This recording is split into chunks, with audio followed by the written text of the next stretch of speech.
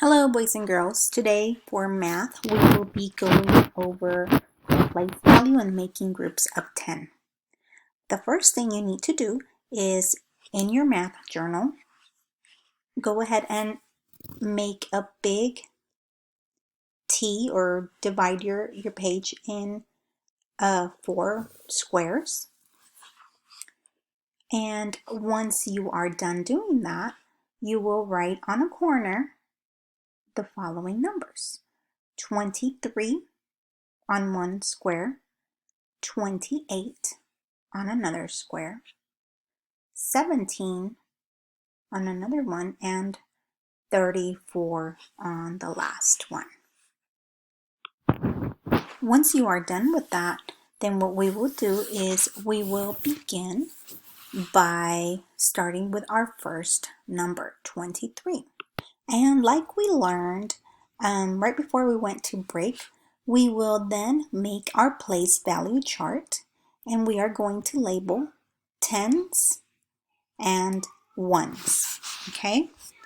And now that we have the number 23, our first step will be to make 23 dots, okay?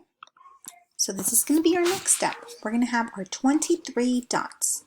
Once you draw all 23 dots, now, if you remember, our magic number is 10. Very good.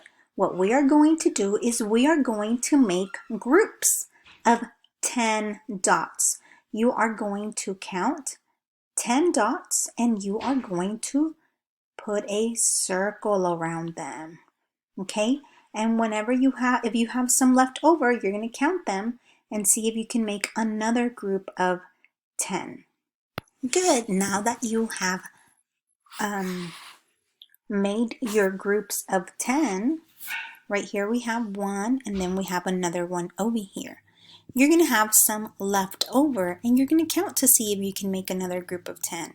And in this case, we have one group of 10, two groups of 10, and we have 1, 2, and 3 dots left over.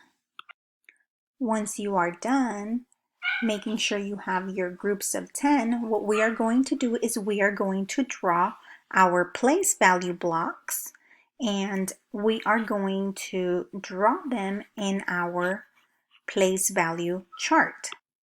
Here we have 1, 2 groups of 10, and that's why I drew 2 place value blocks, 2 tens for the place value blocks, and we draw them.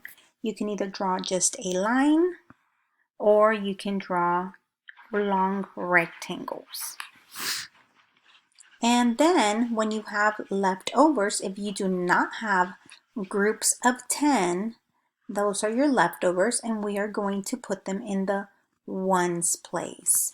So we have 3 left over, so that we have 3 ones all by themselves that did not have a group of 10, and we put them in the ones place.